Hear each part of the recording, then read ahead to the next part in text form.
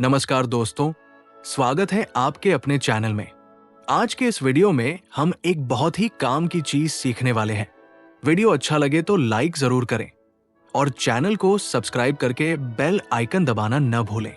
नमस्ते बच्चों, चलिए आज हम शुरू करते हैं मैथ्स का एक बिल्कुल नया और बहुत ही इंटरेस्टिंग अध्याय, चैप्टर 9 अवकल समीकरण यानी डिफरेंशियल इक्वेशंस।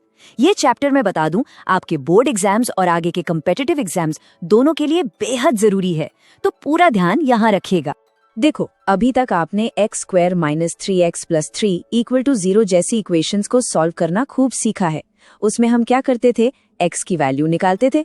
लेकिन अब जरा सोचो, क्या हो अगर किसी इक्वेशन में x और y के साथ साथ उनका डेरिवेटिव यानी dy/dx भी आ जाए, तब क्या करेंगे? ऐसे इक्वेशंस को ही हम इस चैप्टर में समझेंगे। तो हमारा सबसे पहला काम यही है। चलिए सबसे पहले इसकी पहचान करना सीखते हैं कि आखिर एक डिफरेंशियल इक्वेशन दिखती कैसी है, होती क्या है। यहाँ देखिए, इन दोनों में फर्क बिल्कुल साफ है। लेफ्ट साइड में आपकी जानी पहचानी एल्जेब्रिक इक्वेशन है, जैसे x + y = 7। इसमें सिर्फ वेरिएबल्स हैं। लेकिन राइट साइड में देखो, dy/dx + y = 0। यहाँ वेरिएबल्स के साथ साथ उनका डेरिवेटिव भी मौजूद है। बस यही इनका सबसे बड़ा फर्क है। तो अगर हम एनसीईआरटी की परिभाषा पर जाएं, तो एक ऐसी इक्वेशन जिसमें डिपेंडेंट वेरिएबल, जो आमतौर पर y होता है, उसका डेरिवेटिव इंडिपेंडेंट वेरिएबल यानी x के रिस्पेक्ट में शामिल हो, उसे ही हम डिफरेंशियल इक्वेशन कहते हैं।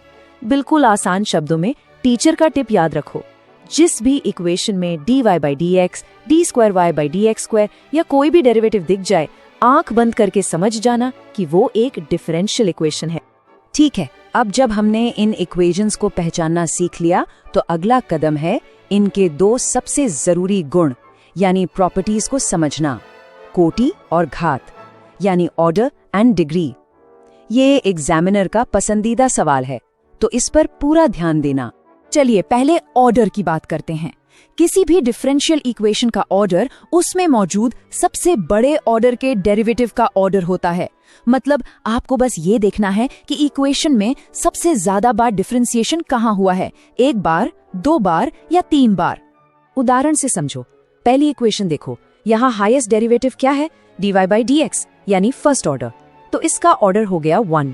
दूसरी इक्वेशन में सबसे बड़ा डेरिवेटिव है d²y/dx² यानी सेकंड ऑर्डर, तो ऑर्डर हुआ 2। और तीसरी में d³ y/dx³ है, इसलिए ऑर्डर हो गया 3।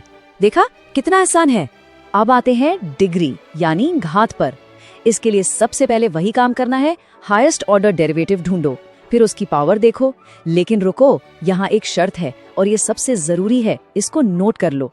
शर्त ये है कि पूरी इक्वेशन डेरिवेटिव्स में एक पॉलिनोमियल होनी चाहिए। अब ये क्या होता है, अगली स्लाइड में देखते हैं।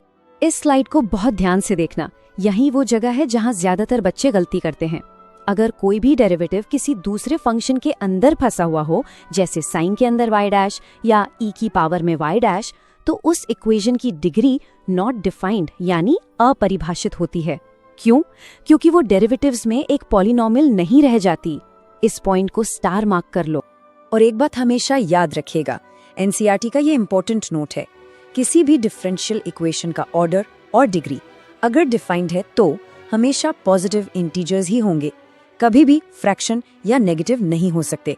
चलिए अब जो कुछ भी हमने ऑर्डर और डिग्री के बारे में सीखा है, उसे एनसीईआरटी के ही उदाहरण के साथ पक्का कर लेते हैं, ताकि कोई भी डाउट बाकी ना रहे।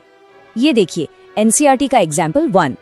पहली इक्वेशन में हाईएस्ट डेरिवेटिव है dy/dx यानी ऑर्डर 1 और इसकी पावर भी 1 है, तो डिग्री भी 1। दूसरी इक्वेशन में हाईएस्ट डेरिवेटिव है d²y/dx² ऑर्डर 2 और इसकी पावर भी 1 है, इसलिए डिग्री भी 1 हुई। अब तीसरा देखो, यहाँ हाईएस्ट डेरिवेटिव y'' है, तो ऑर्डर तो 3 हो गया, लेकिन डिग्री देखो, यहाँ y' जो है वो e की पावर में फंसा हुआ है, इसलिए इसकी डिग्री क्या होगी? बिल्कुल सही, नॉट डिफाइंड। ठीक है, अब हमने इक्वेशंस को पहचानना और उन्हें क्लासिफाई करना सीख लिया है। अगला सवाल ये है कि इनका सोल्यूशन क्या होता है। ये एक बहुत बड़ा कंसेप्चुअल पॉइंट है बच्चों।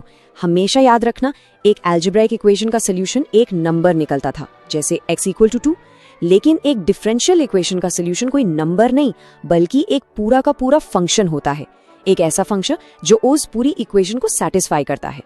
और ये सॉल्यूशंस दो तरह के होते हैं, व्यापक हल यानी जनरल सॉल्यूशन और विशिष्ट हल यानी पर्टिकुलर सॉल्यूशन। जनरल सॉल्यूशन में C, A, B जैसे आर्बिट्ररी कांस्टेंट्स आते हैं, यानी ये कर्व्स की एक पूरी फैमिली को दिखाता है, जबकि पर्टिकुलर सॉल्यूशन तब मिलता है जब हम इन कांस्टेंट्स की कोई एक खास वैल्यू रख देते हैं और ये सिर्फ एक स्पेसिफिक कर्व को दिखाता है। तो आइए इसकी परिभाषा देख लें। वो सॉल्यूशन जिसमें आर्बिट्ररी कांस्टेंट्स मौजूद हों उसे जनरल सॉल्यूशन कहते हैं। इसका एक और नाम प्रिमिटिव भी है। और वो सॉल्यूशन जो जनरल सॉल्यूशन में कांस्टेंट्स को कुछ खास वैल्यूज देकर मिलता है उसे पर्टिकुलर सॉल्यूशन कहते हैं। इसमें कोई भी आर्बिट्ररी कांस्टेंट नहीं होता। चलिए अब इससे पहले कि हम आगे बढ़ें, आज हमने जो भी पढ़ा है उसके सबसे जरूरी पॉइंट्स को एक बार जल्दी से रिवाइज कर लेते हैं। ये आपके शॉर्ट नोट्स भी बन जाएंगे, तो फटाफट याद कर लो। पहला, डिफरेंशियल इक्वेशन में डेरिवेटिव जरूर होगा। दूसरा, ऑर्डर का मतलब है सबसे बड़ा डेरिवेटिव। तीसरा, डिग्री का मतलब है उसी सबसे बड़े डेरिवेटिव की सबसे बड़ी पावर, लेकिन शर्त याद है ना, इक्वेशन पॉलिनोमियल होनी चाहिए। चौथा, साइन ऑफ y डैश जैसे केसेस में डिग्री डिफाइंड नहीं होती। पांचवा, जनरल सॉल्यूशन में c जैसा कांस्टेंट दिखेगा। और छठा, पर्टिकुलर सॉल्यूशन में c की कोई फिक्स वैल्यू होगी। तो अब जब हमने इन इक्वेशंस को पहचानना, उनका ऑर्डर और डिग्री निकालना और उनके सॉल्यूशंस के टाइप्स को समझ लिया है, तो सबसे बड़ा सवाल अब ये उठता है कि आखिर इन्हें सॉल्व कैसे किया जाता है। इसका जवाब हम ढूंढेंगे अपने अगले सेशन में। तब तक इन कॉन्सेप्ट्स को रिवाइज जरूर कर लेना। तो बस आज के लिए इतना ही। उम्मीद है वीडियो आपको पसंद आया होगा।